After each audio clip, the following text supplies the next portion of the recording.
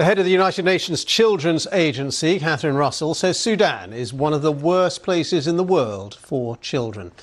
The country has been torn apart by more than a year of brutal civil war with catastrophic humanitarian consequences. And the warring parties have ignored a recent UN appeal for an end to some of the worst fighting. Well, Ms Russell has been speaking to the BBC's Barbara Plight in Nairobi on her way to visit Sudan.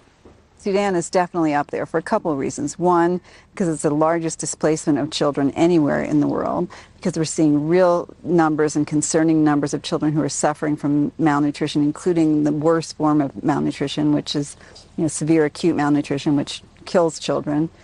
Almost all children here are out of school, so it is taken as a whole a very, very dire situation for children. According to one projection, up to 5% of Sudan's population, that's 2.5 million people, could die of starvation by the end of the year. Is there already a famine in Sudan?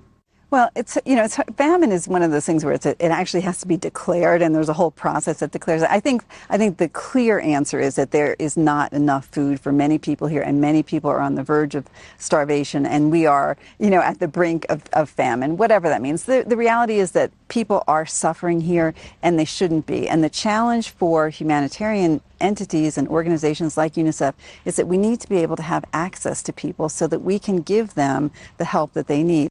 Do you think the two sides are using starvation as a weapon of war?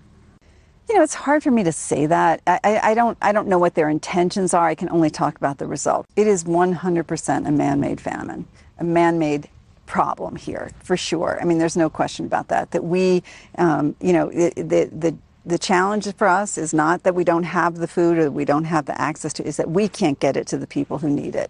We've been hearing warnings about hunger, starvation, famine in Sudan now for a while. Is there a tipping point, a point of no return when people start to die of starvation in mass numbers? A famine doesn't happen overnight. It sort of, we sort of unfortunately walk up to it, and once it hits, it's very hard to turn it around. We need to act now. It's just going to get worse. You can always eventually make progress on something, right? So nothing is completely impossible. But for individual babies, for children who are starving now, who are hungry, who are severely malnourished, yeah, it will be too late for them.